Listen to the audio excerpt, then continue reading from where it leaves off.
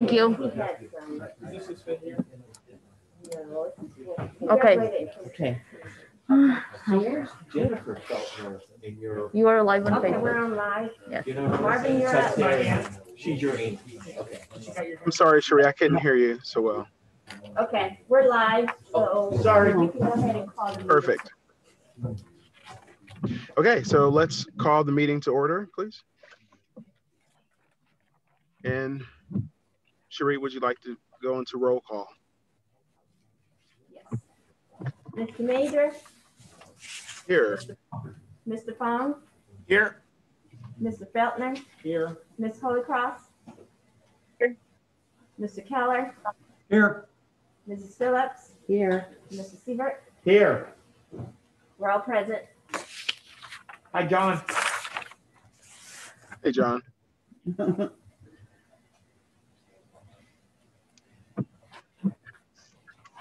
Okay, so we'd like to approve the minutes from our December 3rd meeting. Was there any need for a discussion on the last meeting that we had, the HRC as a whole?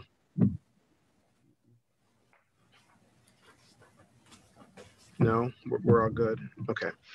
I think it's all a work in progress at this point right now. So we're all trying to get the final year-end reporting done, thanks to Salome and Patrick's help.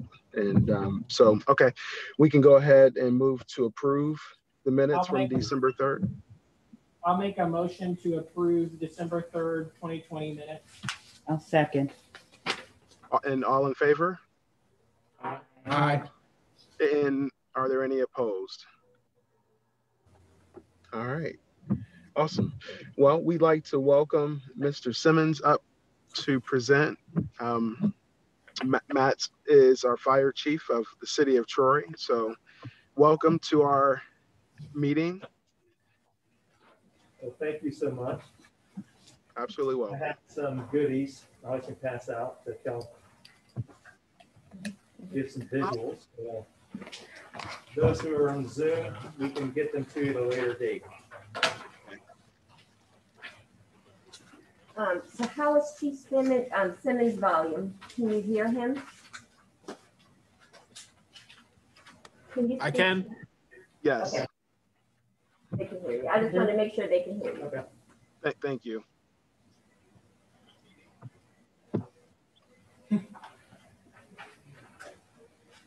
I will say it's a little weird to speak with people behind me. I don't feel comfortable. I'm not a police officer.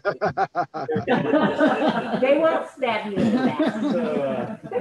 So it's awkward, but isn't most things right now. So. Okay.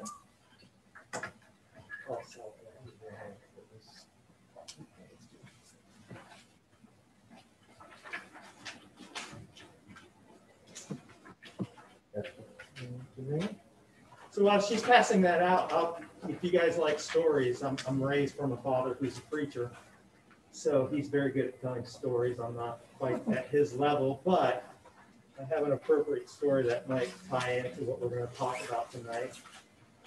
And so it was about 7 years ago. And I don't know if these two police officers here behind me were involved in it, but I had two young men living with me at the time who were not my, they were not my biological sons. And so I get this phone call from my wife, kind of in a frantic, and she's like, hey, Michael and Julian are in a little bit of a trouble, and the police is probably gonna be calling you. No. And so I'm like, oh no. And so I had a phone call just a few minutes after that from a local police officer here in town that said, hey, I have two young men who are claiming that they live with you. One has no identification, who's has hair down to his back, a white male, and a black male who has no identification, who says he's from Indiana, but he lives with you. And you know, at the time I was an assistant chief, and I'm like, yes, I'm on my way. So evidently, you know, I had these two young men living with me, but I got them some gainful employment while they were living with me, and they were down on Union Street, where they have a Christmas decor where they put out Christmas lights. And so at the time, there was somebody trying to break in this building while they were there. they did the appropriate thing. They called 911, and then when 911 arrived, the police department arrived, they thought it was very odd that, you know, these two young men, one was 18 and one was 20, lived with this assistant chief named Matt Simmons, who these young men had no affiliation by record. So it was, I had to explain to the police officers, yes, they do live with me and, you know, mentoring these two young men. But it was kind of an awkward situation. But the moral of this story is the two young men had no father figure in their life.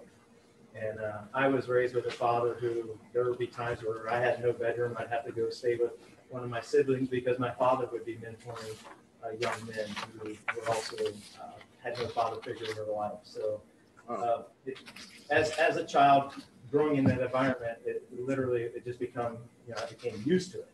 And so when I had some friends from Indiana call me and they said, hey, we have this young African-American young man who is in a bad environment. He was caught up in a lifestyle where he had to sell drugs to support his family while his father was incarcerated. And they said, but he's a good guy. If we could just get him out of this environment for a little while.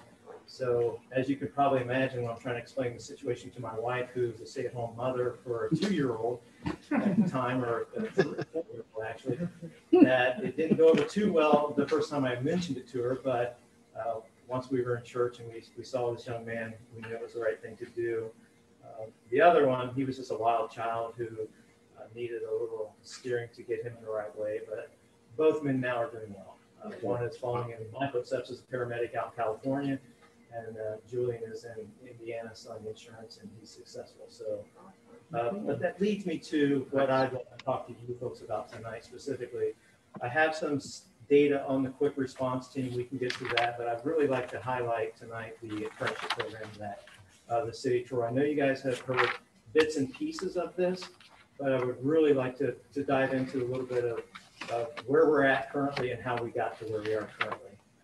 So you have just a little bit of a statement there that talks about the last 10 years at the fire service, and Mr. Siebert here is a byproduct of one of our firefighters that retired from Troy Fire Department. And there used to be a time when I first applied to the Troy Fire Department, there was over 100 candidates. And so fast forward to our last process, we had 4 qualified candidates on the list. So there used to be tons of candidates, and now over the last 10 years, and we're not alone. I mean, this is the police department, but a lot of your workforce in the realms of nursing. You know, I went to a thing where Lieutenant Governor Houston spoke here recently last year on what Ohio is trying to do with this critical workforce shortage into career jobs, not, you know, high-level executive jobs, but your blue-collar jobs, your jobs like government working jobs, nursing, and that. So we've been working on this for quite a while. Actually, I used to do a little bit of traveling with my professional responsibilities and go to conferences, but Patrick would be nervous every time I came back because I would be inundated with ideas that I wanted the city of Troy to try. But the workforce one did catch on, and working with Mr. Funderburg and how we go about it. But what we realized right away was there were barriers for people to gain employment as a firefighter, paramedic. And so we tried to identify what those barriers were to try to figure out how to overcome these barriers. And we knew diversity has been an issue. That was one of the primary things of the apprenticeship program, where when we started to have a reduction in the amount of people trying to get our employment here, we started getting people who weren't local, and we started to have no diversity, even applying. And that is diversity from ethnicity to sex, as well as females specifically. And so we really started to say, okay, you know, under our current system, you had to be fully certified as a firefighter and a paramedic. And that's about 2 years of education at most of your community college. So it's about 2-year associate equivalent degree. And so, but we also know that we provide this high level of service to our community that they've come accustomed to enjoy. And we didn't want to reduce the level of service that we provided. So how do we bridge that gap to still be able to get a more diverse workforce, but also local. Because what we were finding out in the last 10 years too, when we weren't hiring local individuals that had that connection here to Troy, they would just get their foot in the door and then within a year or two head south to where they're from, east, west, wherever that may be. And so that's an issue, because once we do have people, we invest in those people, and it becomes quite costly from the HR perspective to get them employed and then start training them to what we need them to the levels that we're at. And on top of that, we're dealing with a labor union. And I'm sure Patrick's back there, shaking his head vividly, yes. And it's not easy to start changing hiring practices, changing training requirements when we're dealing with a labor local union. So we knew that we had a tough road, but we knew the prize at the end of that is worth what we were going to try to plow ahead towards. So we were able to establish a program, the apprenticeship program specifically, where there's not a lot of these programs out there, not specific to safety services, to what we do at the fire department. So we were really plowing new ground. There was a few examples around the country, but how people operate is much, much different than here locally at the Troy level. So we had to get through the hurdle first. Can we hire individuals that wouldn't be considered a union employee who have no certification? So we started to develop the program, started to develop policy. And in the middle of that, we started meeting with local partnerships of what that could look like to partner with somebody who could have more expertise in some of this than we did. And Edison State was that partner. So at the time, they had no programs that were fire or EMS related, but they were very interested because they knew there was a huge gap in this market. So through that partnership, we were able to get with them, and they have amazing people there at Edison that also have, once we started this and the program started to unfold, realized the opportunity of scholarships and state scholarships, federal, state, lots of different dollars that could be applicable to what we were trying to do. So that was an amazing partnership that, fast forward, Edison is now here in Troy with a nursing program and an EMS program. So specifically, that had began from our conversations with them about having a workforce shortage. So we do now have the apprenticeship program. We had to go through a few hurdles, like I said, with the union, even going over to Columbus and defending the program, which we did get a victory on that. So we have a program that we basically get high school age children, young adults. We go out and recruit them. And so you have no certifications required to be in our apprenticeship program. So we started at the same time we were developing this program, we were also reaching out to the schools to talk to them about it. Before we ever had our first candidate, we wanted to go out to the schools and communicate to them what we were trying to do, how we had a lack of diversity. I went specifically to the sports teams, the coaches, both boys and girls, because I don't know if you watch any sporting event in Troy, there's diversity. There's the diversity with ethnicity. There's diversity with also male, female. And so we started to talk to them and communicate what we were looking for, because in the sports environment too, it's a team environment, and that's crucial for what we do at the fire department. It's a team environment, but we also wanted those coaches they know these kids, and we're like, hey, here's what we're looking for. And so our program is only 2 years old. It's very new. And so we've had 4 apprentices in our program. And out of our candidates to date that we've had apply, we've had 15 people apply. Unfortunately, we're still not seeing the diversity even at the application level for an apprenticeship program where there are no educational barriers, there are no training barriers. And actually, there are no cost barriers. If you look at the apprenticeship flyer that I gave you, and you open that up, because that was another barrier, truthfully, too, is cost. It's not for a lot of individuals, cost is a barrier for education. And so if you look at the traditional college in that little on that first page, the tuition to obtain degrees or certificates for the fire and EMS program is $10,000. That's the average cost at Sinclair, now Edison, Clark State, and a couple others that offer these programs. But your typical degree, when people are sent to traditional college for an undergrad, is about $62,000.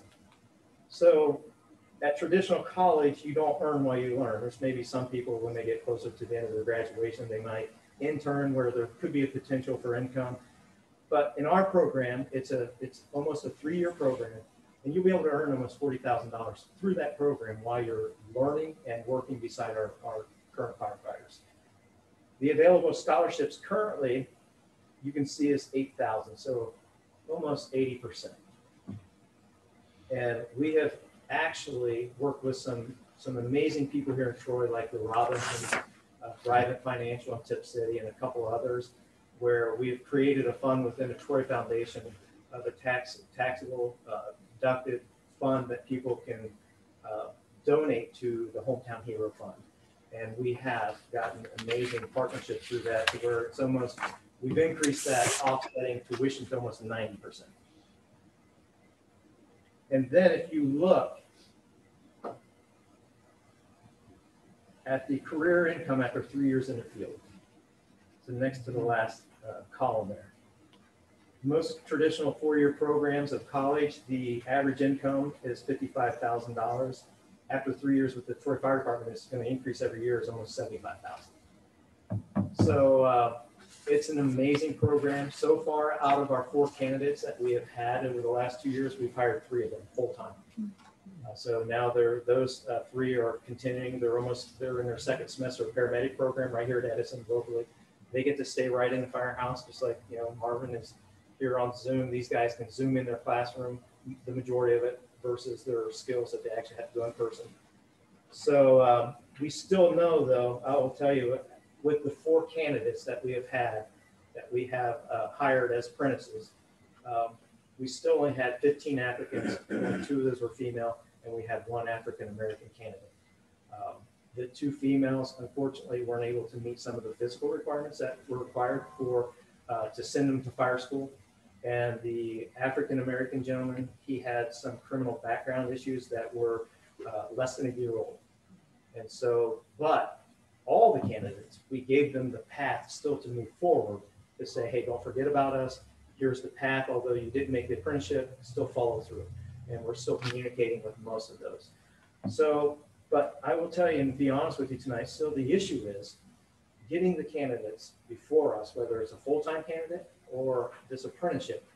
We just need that. And so I am happy to say that since you started your HRC, Tom Thunderberg, our HR director, and I has still communicated that we understand we still have an issue of getting candidates in front of us. We can only hire what we end up having sitting in front of us. So, but I remember attending a couple of your HRC meetings, and I've established a relationship with Sonia Holy Cross, and she's now going to be sitting on our committee for the hiring of the apprenticeship. So our traditional fire, it's for full-time firefighter, it's a civil service process. I remember listening to some of your HRC meetings, and Mr. Seaver explaining some of the civil service process and some of the legalities of you have to do certain things. With the apprenticeship, we're not locked into a lot of those requirements. We're not locked into the civil service process. We can actually sit down with candidates and be able to hire them, but we still have a few requirements that they still have to meet. One of the things typically for candidates with prior drug use is 3 years. With the apprenticeship, we've reduced that down because we know now if we're with somebody for 3 years, because it's a barrier. It's an honest to God barrier. Back when I told you 10 years ago, when we had 100 people, we had no problem at all finding candidates that could meet those requirements. Nowadays, it's very difficult, especially with marijuana is a thing that is very prevalent nowadays. And so we have to look at that and discuss it a little bit differently and say, okay, hey, is a 3-year mark, or can we get and judge somebody by trying to get some more of that character, and can they make it? So with the apprenticeship, we have a little more flexibility. But we still, at the end of the day, have certain requirements that just have to be met. Just because of what we do is a very trusted position within the city. We go into people's homes, and there are some things that we just have to be really hard lined on. But if we can communicate this to the junior high kids, if we can communicate this to the high school kids, I believe that within a few years, we will be able to see really that second part. It's actually the first part of this program is the diversity. We're going to start to see the fruit of that.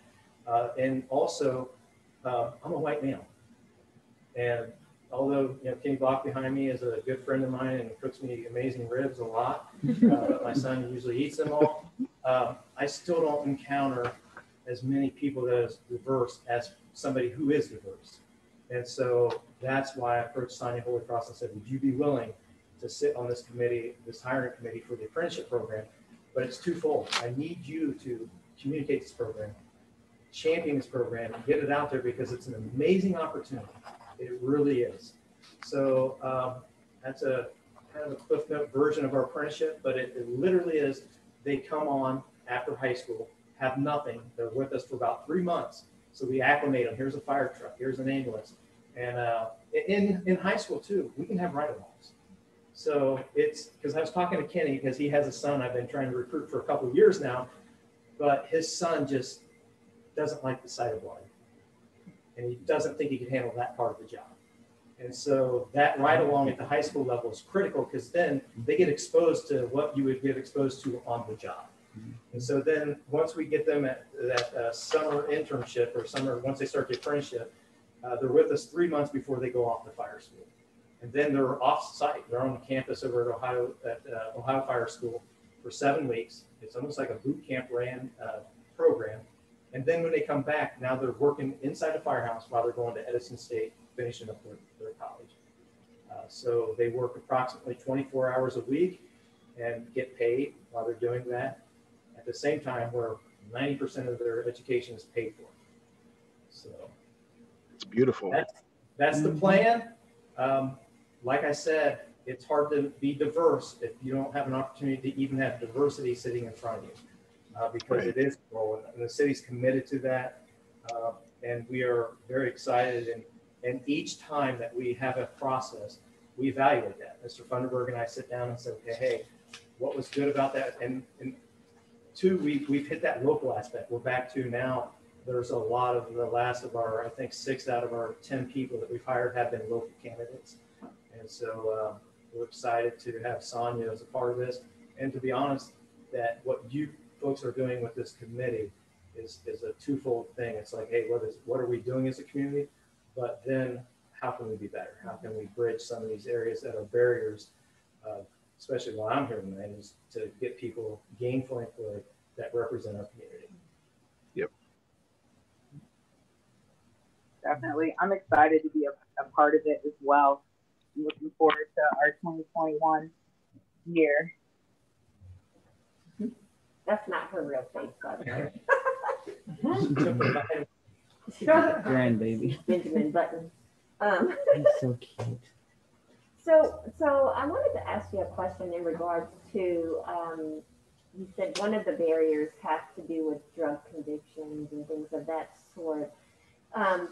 With the minor convictions for like marijuana, I don't know the statutes and the laws and things like that, but say if a person goes through the process to get that expunged, is it at that point they're able to come back to reapply?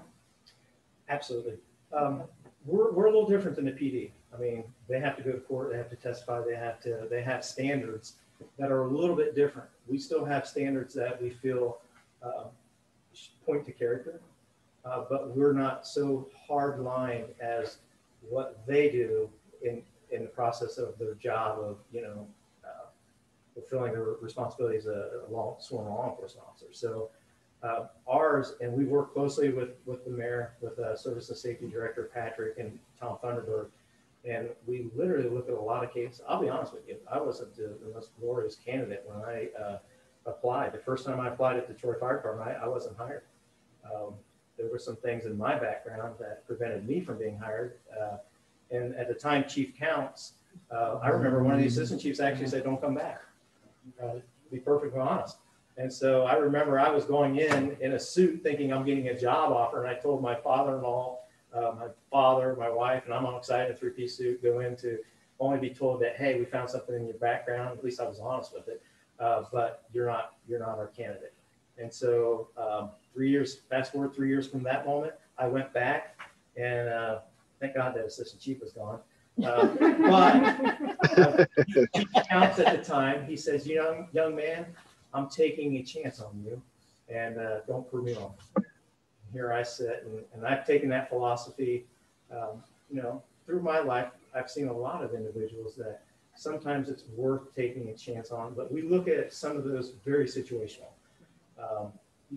Sometimes where you're talking about that, if there were a lot of other things too, I mean, we do an extensive background check, and it's hard for them to hide things. So usually, as long as they're truthful and we can look at a full picture and we can really evaluate these candidates and say, okay, hey, people make mistakes. I mean, period. I mean, and especially, I have a lunch buddy here locally here in town, and it's like, he's made mistakes, but he's still one of the smartest young men I know. And so that's where we have taken risks. There's sometimes it doesn't work out the way we thought or hoped, but many times they have. So it's very situational. I hope I'm answering this to your liking.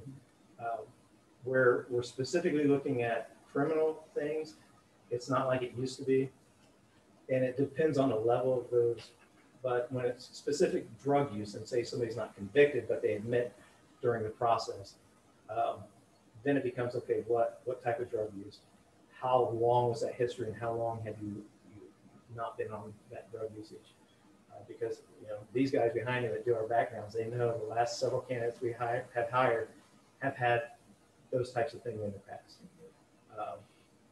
But somebody took a chance on me. And now I'm before you talking about this. So.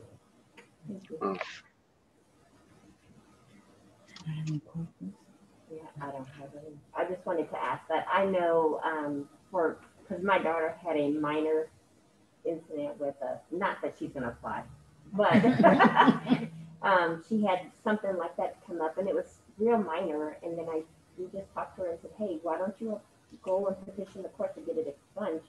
I know with an expungement that wipes away your record. And if it's something minor, a lot of people don't know that if it's a really minor offense and it's just a small amount of marijuana, they can petition the court to get that expunged. And it's a matter of people knowing. Yeah. Yep. And honestly, I mean, we've had these conversations. The police department, us again, they're totally different in the realm of different than what we are.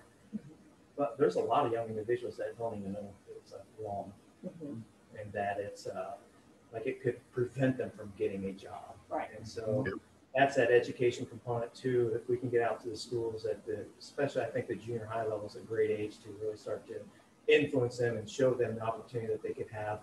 We're actually here in a few weeks, we're going to be doing some virtual field trips with the schools to show them and show the life of a firefighter, because that's really what turned me when I was like 6 years old. I got to tour the fire department up in Pickle, and it was like, I was hooked. I was hooked from that moment on. But specifically, and I talked to at length with Sonia, it's going to take a special individual. It's going to be a special individual, especially if it's whether it's a female, Hispanic, or an African American, somebody with great leadership and great character to say, I'll be the first one. And then it's like, once we have that, it's like the dominoes will start to fall. And so now it's just a matter of like getting those people in front of us. Let's give them that opportunity and let them shine. Well, I'm glad that you're going out and touching them at the middle school level, because that's probably where it's going to start.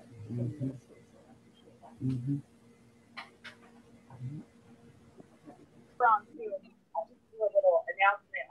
You can get an application from the fire department, or you can pick one of the partners that's open as well. So, Okay. Can you hear it? No. Sonia, can you start? You over? got it. Get closer to your mic, Sonia. oh, I'm sorry. Is it better? Yes. Okay. People can also pick up applications for the internship for the program that he's explaining at Partners of Hope as well. Very good. For the apprenticeship. Yes, for their apprenticeship. Okay. Yeah, Is so that- the hometown hero. Apprenticeship. It's Same thing. so you're paid, it's right? officially called Apprenticeship Program. Okay. What is the age bracket on that? 18 years old. 18? Okay. And you pay them hourly? And when does that program start? It's currently going on right now, Marvin, but when Okay. the actual process to look at new candidates is about March. So in Gotcha. March, we'll be looking for those new candidates. And so we've talked to the Upper Valley Career Center. We're definitely on their radar. We're on the school's radar, but it's just been a really unique year. But we actually currently have about 10 people that have shown interest. So please, I mean, in your networks, if you know some individuals that think that this, you know, the flyer speaks volumes for the program of itself. But also if there's somebody that thinks they may be interested, even through COVID, we're doing ride-alongs. So there's a few pieces of paper they can sign, but we will let high schoolers come and ride along to see if this is a career that could be of interest to them. So you said the individual could start at 18. Say an individual doesn't graduate until May, are they able to still apply in March? Yes. Okay. And would you also be looking at anyone that had like a 2-year degree or a 4-year degree, or would you look at them a little differently? Sure. Like, I mean, are you saying like a degree that wouldn't be related to necessarily the certifications we're looking for? Or is that what you're saying, Marvin? Yeah. Or they already have? Yes. Well, you know, I think that there's a lot of people that may graduate with a degree in marketing or, you know, whatever, but they may want to go into a different career field. So I was just seeing if they may be a good fit. Excellent. I think we have a thing, I don't know if it's on this flyer, but we used to say like 18 to 25, because once somebody's 25, it might be another barrier for somebody who potentially could have a family and make, because we don't hide the fact that it's $10 an hour. It might be a little bit more depending on the cost of living, but the program was set up for $10 an hour the first year, $11 the second year, and $12 the third year. And but we're gearing this, and one of the things too is with diversity, we were looking for a younger demographic. When we were getting to the point where we had to have fully certified, our average age shot up to almost 33 years for people who were starting the career at 33 years old. And this isn't a career for somebody to be 60 years old still lifting patients and doing firefighting. So that was one of the things too, is when we were talking diversity with the program itself, we're gearing it towards those younger ones. But you know, that 25, we could look at that too and say, okay, hey, but the program itself is geared towards those people who aren't needing an income to support a family. Gotcha. There are other, military was one of the ones that we were geared towards as well, for placement of career opportunities post-military service, because they have a lot of benefits behind them that they could still have a family and be able to do this program, because while they're in a full-time program, they're still going to be getting a stipend for that. So that's what we were gearing for as well. Awesome. Yeah. Okay, I have 2 questions. Well, you follow questions on a couple of these things. First is, so on this program, how many do we have? And I think they told us in the budget process, but do you have an idea of what the churn is going to be like in the next 3 years? How many people are going to retire out from the fire department? It's so difficult now to gauge how many will actually retire. You know, 10 years ago, Can you guys do drop? Yes. Do they let, okay, so Yeah. you won't know because some of them may drop out. No, and it's you know, a lot just depending on people and their situations. So we have 9 that are eligible now, but out of those 9, most of them still have kids that are in like the middle school age. So what he's talking about is, you know, our firefighters can reach, you can retire at 25 years for most of our people, and 48 years of age. And so what the pension system did, which is totally separate from what the city, we're in a pension plan that's a state-run pension program, is they created a delayed retirement option. And that delayed retirement is trying to sustain this retirement plan and keep the people in the plan longer. But what it does is it keeps people here at the fire department longer. So they can be in there. It's a minimum of 5 years, a maximum of 8 years. And what happens is, to the Ohio pension plan, they're retired. So now they're paying them a retirement that's going into a fund. The city has no idea. They're still paying them the regular salary, and this is being put into a retirement fund. So what that has done, though, is it gives us an idea who's eligible to retire, and then they could just come in during that 5 to 8 year and like, I'm out here tomorrow because of an insurance policy change or a life situation. But we have averaged, just to kind of give you an idea, the last 4 years, we've averaged 4 to 5 people a year that actually do retire. And then the program, and I understand it's done by Troy, but do we, I guess, do we incorporate it in sort of a volunteer firefighter area too? I mean, like, would you let an apprentice be a Fletcher volunteer fireman? We don't, because everybody in this area, they do things a little differently. Okay. And that's one of the things too, is we don't want them to get hurt. Like if they're working for us, we understand the risk of the job, but we don't want them to go volunteer because we're setting this program up for the intention of them being successful in school. That's it. We don't need the extra hands on the fire scene. We don't need the extra hands in the back of the medic. We just are setting this program up. We're going to pay you in an environment to be successful in the program. So we don't allow them to moonlight per se or volunteer. But we have talked, Tip City has talked to us, and they're very interested in our program too. So we could see this program growing from beyond Troy to Piqua to, the area. But what if there's no, I guess my question is, what if there's no placement? How do you manage the apprenticeship versus placement? Gotcha. So that's why we 2 a year. Okay. So we have, this year will be, we've budgeted for 2 more. And so we'll do 2 a year. And that is also not too burdensome for our firefighters. I mean, our guys are busy. And so now you have these people who are, these individuals that are there. We got, we want to make sure we're mentoring them and helping them in their education if they need it. And we're not a large department. We're not like Dayton. So, but with that in mind, we don't want to lose them. If we go through this apprenticeship program, we don't want to say, okay, hey, we got 6 people, but we can only hire 1. It'd be great for the community, outside of here. But for us, and again, we're only 2 years into this. And so we're getting 2 a year.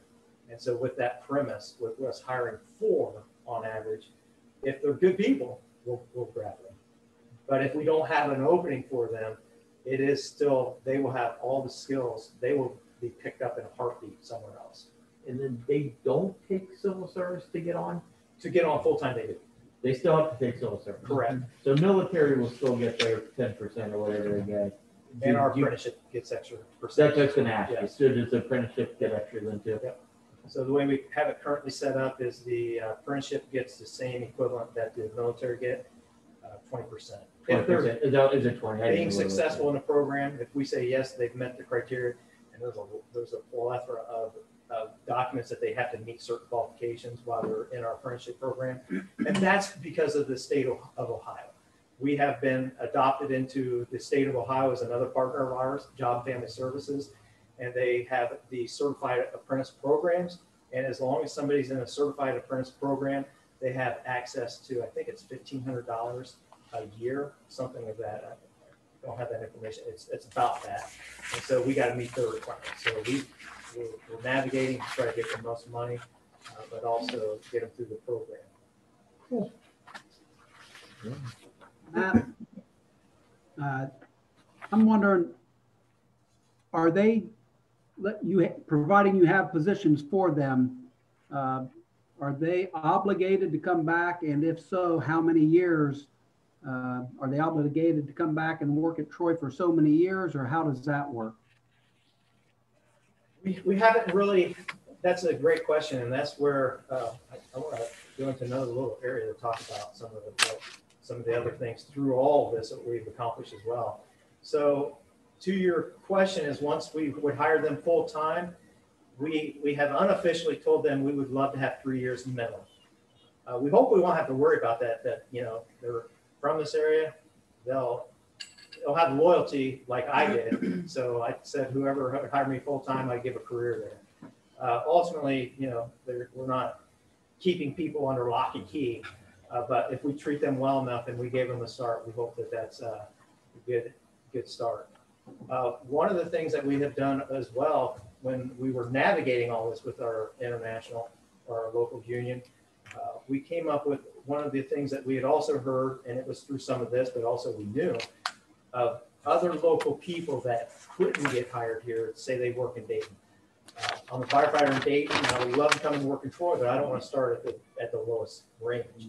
And so with our agreement that we were able to get a memo of understanding with our union, we can now hire lateral movement.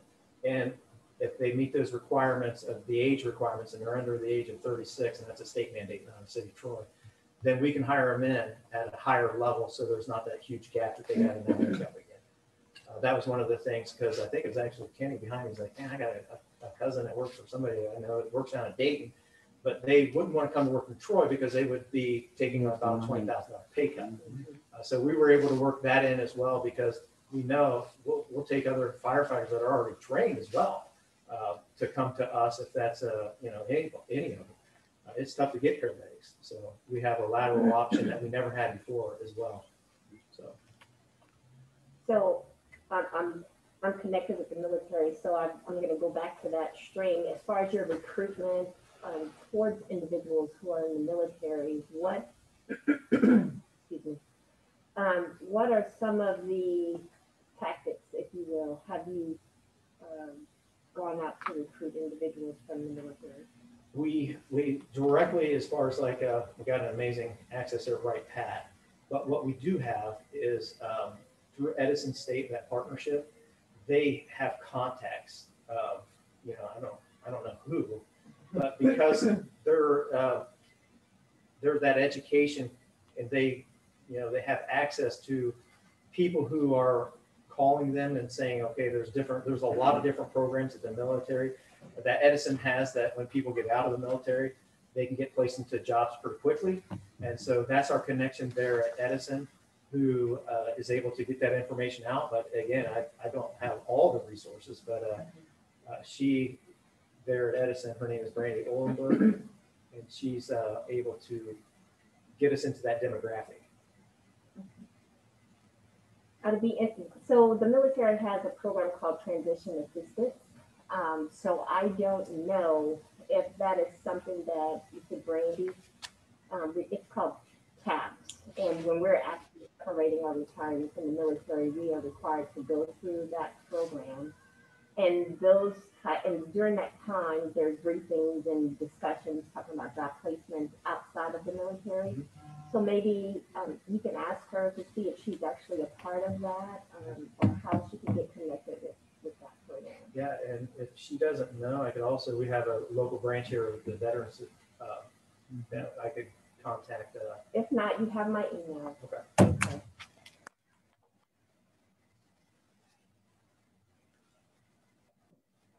And then I can get you a contact number. Okay. Yeah, and we love to recruit and come and speak. We have PowerPoints that we have prepared. We're actually in the middle of doing a little small recruitment video to kind of show life and what we've done. We've got footage. We're just waiting to put it together for production for a 3-minute clip that we can run in schools and different areas. So. Now, granted, you won't be at the retirement individuals because they are past their age limit, but at least the young airmen who are separated. So.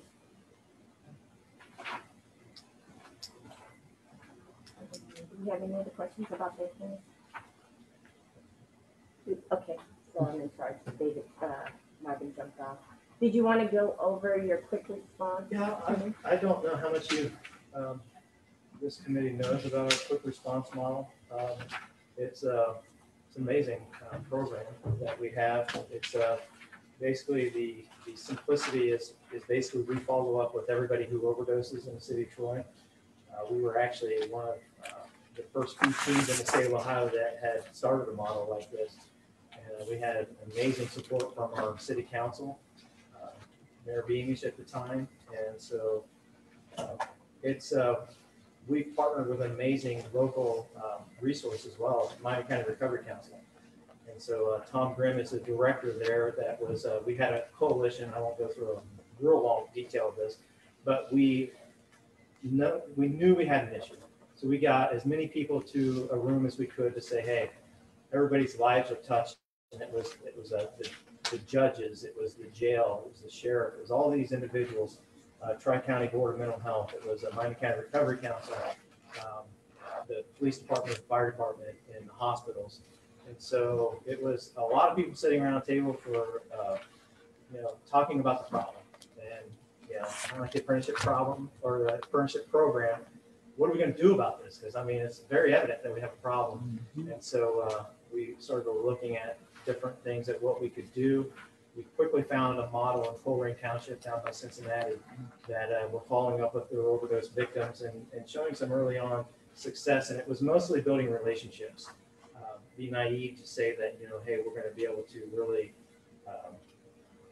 there's a qualitative response and there's also quantitative metrics of how do we measure success. And at the time, they were only really able to give some qualitative metrics and data on that. And so very quickly, we started to dive into that here at Troy. In 2016, in July, the city of Troy adopted a resolution that we're going to start it. And Miami County Recovery Council has been great.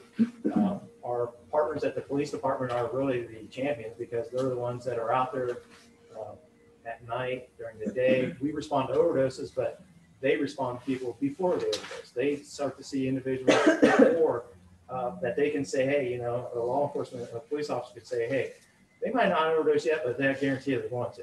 And so we've incorporated that into the program. And now we're even diving into some people who we know are habitual callers of the 911 system or different things for alcoholism. The important thing there, though, is almost 50% of the people that we encounter out there visiting, we link them to services. Those services there's a wide range of what those services look like, from detox facility to counseling. But Joel is one that has been on the team. And so it's one of the things I'm passionate about, just helping people. But I do know, talking to our QRT people, that time and time again, it's such an appreciated service that we provide here at Troy, because it's like, hey, you're not under arrest, we're not saving your life, but we're telling you that there is help and there's hope. So it's long. Sometimes they meet with people 10, 11 times before they finally decide I'm ready to do treatment. When we first started our program, there was nothing available to these people here locally. We had no detox facility. We only had, at the time, I don't even know if we had a recovery home. And so Tom Grimm championed that end of it. He's like, Matt, we don't have the resources right now to give to these people. We do in Montgomery County. We can take them down if they meet certain requirements, but here local, we have nothing. And so within a short period of time, he was able to get a detox facility here locally that he could take individuals. I think we have two men's recovery homes. We have a female recovery home here in Troy now. So it's been a lot of work. Unfortunately, it kind of took a turn this year with COVID. A lot of people, it's like, it's a very, that demographic we're dealing with are very on edge, and it's like, it doesn't take a whole lot to tip these people over sometimes, no matter what progress that you make. So this has been a year where we've seen an increase almost to the levels where we were in 2017 of increases in overdoses. So you can kind of see the chart there, the spike, especially in June. It was like my guys were saying, oh my God, we're like going out like more than we ever had. Thank God it's dipped down a little bit, but we're still worried that, hey, hopefully, with the vaccine and a lot of the good things that our medical communities are doing, we can all get through this COVID stuff pretty soon, because if we don't, this is a demographic that is really going to, some of the progress that we've made, we're going to take some steps backwards. But the good news is we do have resources, and we continue to build upon those resources here locally that we never had before. We all started to meet and say, what are we going to do about the problem? So.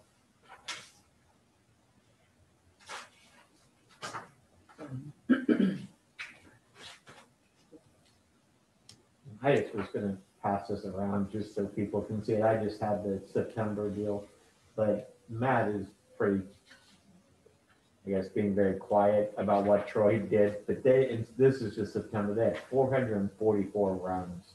So we have a great both the police and fire. I mean, I know I'm a city council person, I'm probably biased, but our public servants are the best around anywhere.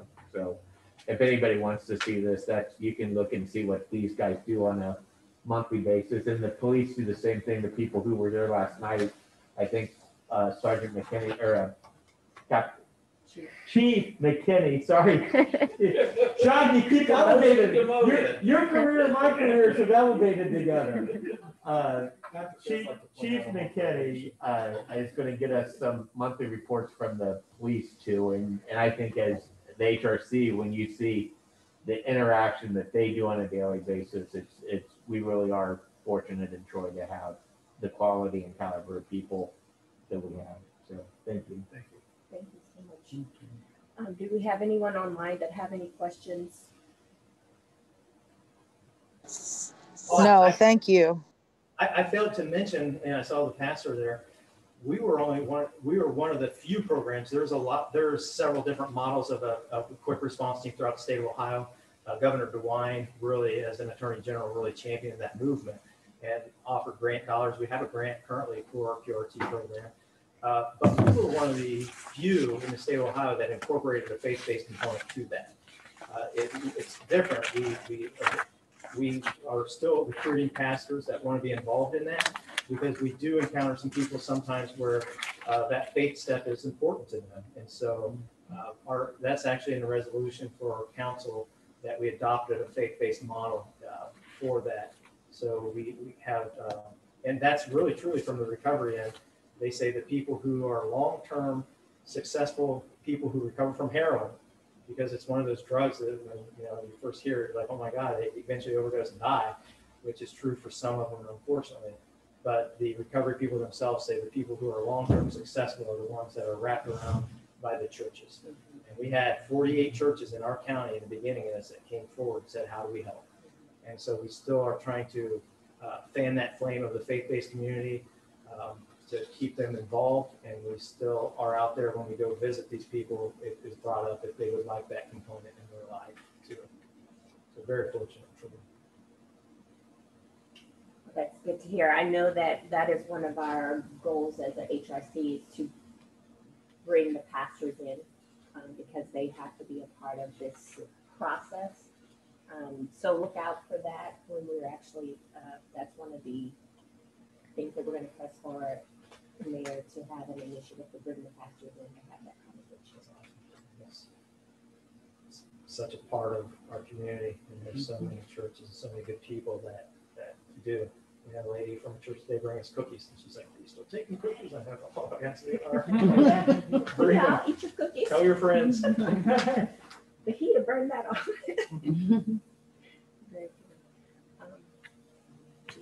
I thank you for what you folks are doing. Throughout life, it's all about relationships. And so at the end of the day, my career will come and go, but it's the people I meet in between that will leave a mark. So what you're doing is reestablishing some relationships that are very important. And we hope to be a part of that. So thank you for having me, and appreciate it. Keep up the fight. Thank you. So the next thing on the agenda is to talk about the schedule of future presenters, but I wanted to ask the council member or the commission members if you received the email today regarding our annual report. I don't think we've talked about that, but if you can I did email it that, to you late, it was later, Okay. but I have an extra copy. if you can review that,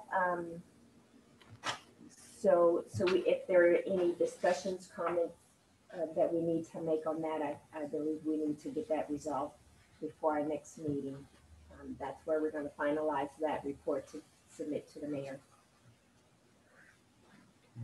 So for our schedule of future meetings, who are we planning to have? I have included a list of presenters, so you can take a look and decide, but also you need to pick a date when you want to have the next meeting. So in your packet was a list of potential presenters. Mr. Flunk told us that Mr. Piper and Miss Campbell, they'll be able to come in February. In So February, those yes. two.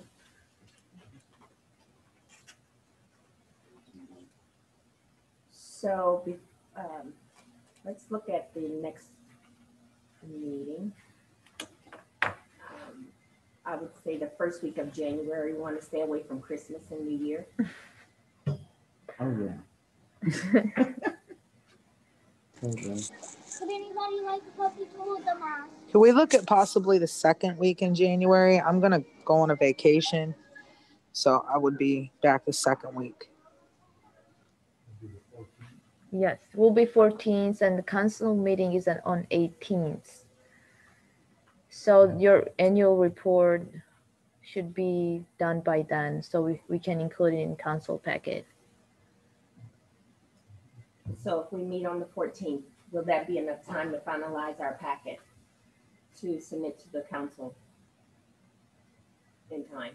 Cherie, I think if you can provide any feedback, questions, concerns before then, we can have it all, we can have a final version, and hopefully the HRC will Just do just kind electronic. of vote to send it forward.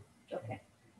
So we can do an electronic vote to approve the report to send to the council if we have to. Okay. So are we in agreement to meet on the 14th of January, 2021? Yes. Sure. Okay. And at that 14 January 2021 meeting, who do we want to hear from? We have I think you got to start at because the school people are out, right, at this time. So if really any of the people in the second, I'm going to call the second wave, because you got a little white space there. So like Marion Matters and right, Troy Main Street, Tri-County Board of Mental Health might be good. The transportation, the continuum of care, and the child care choices are all kind of I think they're all sort of, they could all address one of the main tripod issues, which is the transportation. So if you wanted to try to see if all three of those were available. Sonia, you're way more knowledgeable about the tripod aspect than me, but if we did like Sarah Baker, Jenny Fox, and Jim Taylor all with about 10 or 15 minutes each, would that give us enough time to talk about those tripod issues? I do. I think that would be enough. You're shaking your head. You don't think that's enough time? no, just think about how much time we spend talking about those issues. Do you actually think we're going to do that? I mean, if you stick to letting people know the timeline and give them a chance, I mean, we know transportation is an issue, but we just want to know about the program specifically. So I think with that being said, it can cut down time. But you're right. If we're going to kind of get more in depth, then it will take more time. Well, we have an hour, right? So I mean, that would give them each 20 minutes, give or take. You can do one at a time. I don't care.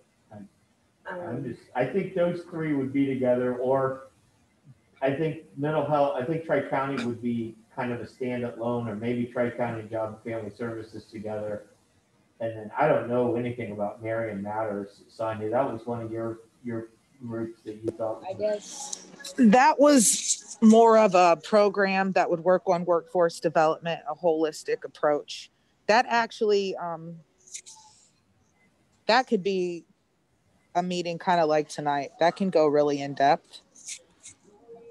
So, yeah. So what if I throw this out here until we can make a decision on the 14th of January, try the Troy Main Street and Job and Family Services. And give them the 15-20 minute time limit. Pastor Keller, you think we could bother your daughter to come and have her talk to us? My question is, when I reach out Ask to her. Andrea, I don't answer for her. when I reach out to Troy Main Street, Andrea Keller, what should I tell her? What would you like to hear from Troy Main Street? Who who recommended Troy Main Street to come speak? I want to get right here. I think that's when we were talking about like quality of life and programming and music and downtown, the amenities.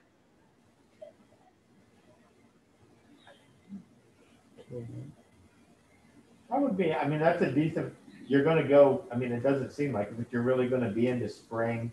So that's probably not a bad time to have her come and talk about how they do. I mean, if that's what the purpose of her speaking to us was about, is programming and amenities to attract a diverse workforce.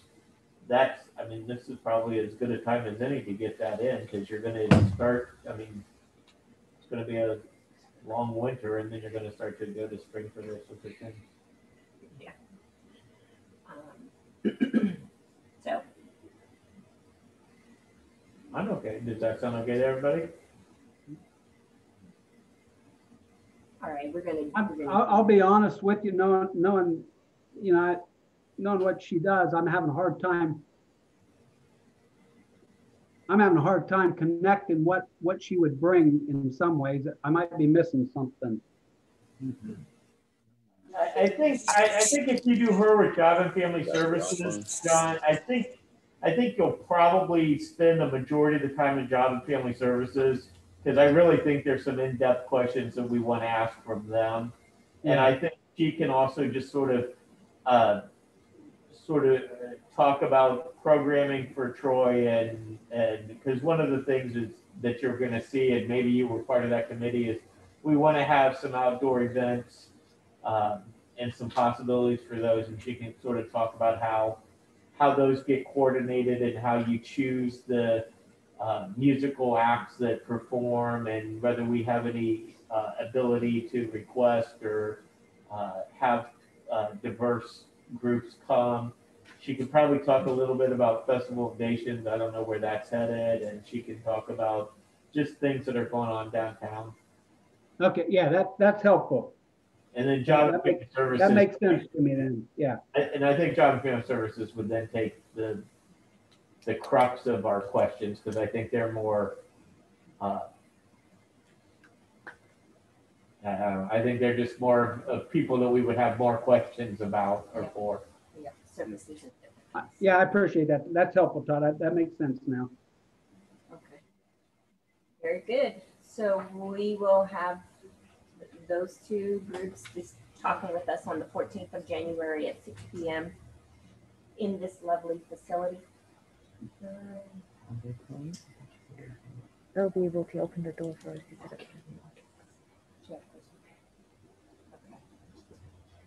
And do we have, at this point, do we have any public comments, whether online or in the room?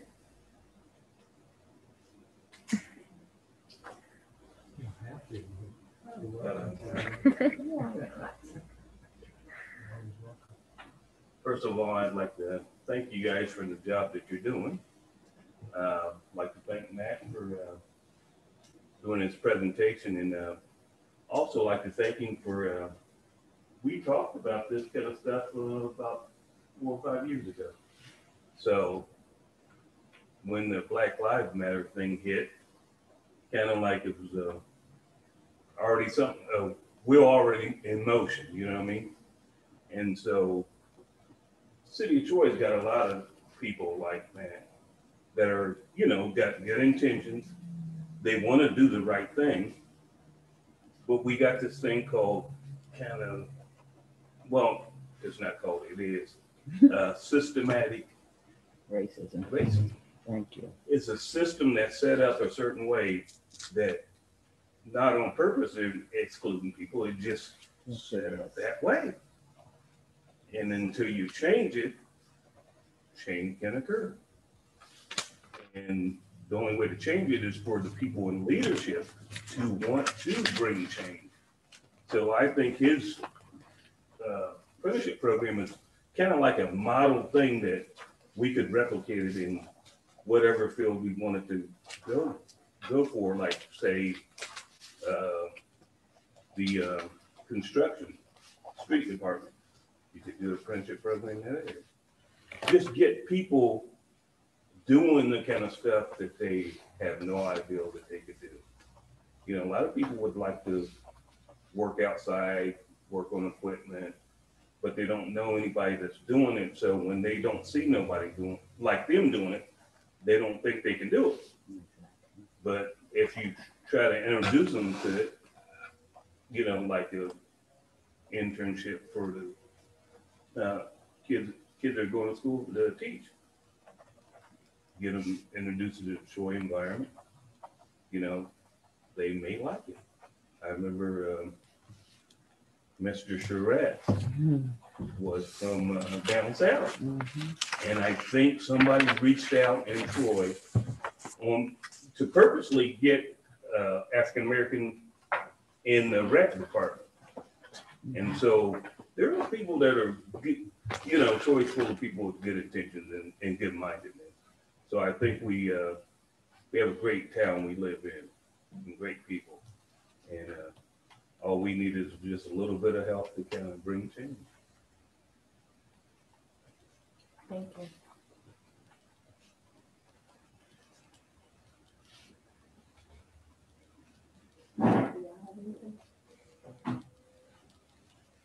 Anyone else? Do we have any comments online from any of the members?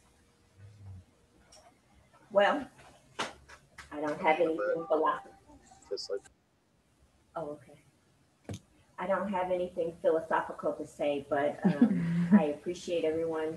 I know we're going into the Christmas holiday season. I just want to everyone to think about someone less fortunate to them, and if you're able, reach out and give them a kind word. It's very difficult with COVID, and some people are feeling isolated of such. But if you have the opportunity to interact with someone that is less fortunate to you, that would probably mean so much more. So I just want to encourage everyone to do that. And with that said, if there's nothing else, I can go ahead and call the meeting adjourned. I have a question. Oh, you. That happens every single time, by the way. It will take 2 minutes. Okay. Would you still considering scheduling meeting for community relations committee meeting on Monday, since you already have initiatives finalized for the report?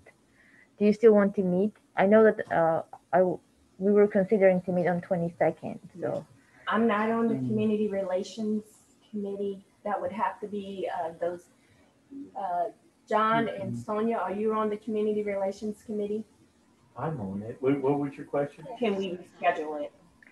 Are you still considering to meet on Monday? I know that you already have your initiatives for the report. I don't think it's necessary. I mean, unless you guys think it's necessary. Marvin and Todd are writing up the last of it. You should have a copy. Salome put everything together. So I think everyone got an email today with the I have one. We're finishing up Christmas, so we're still swimming in Christmas toys at Partners in Hope, but I'm going to read it tonight.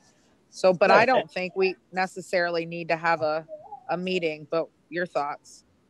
No, I'm good with that. I don't see a need for a meeting. I think if we need to make any comments, we can through email, and then we can finalize it at our next meeting. Thank you. So with that said, we're adjourned until the new year. Yes. Merry Christmas, everybody. Happy New Year. Merry Christmas. All right.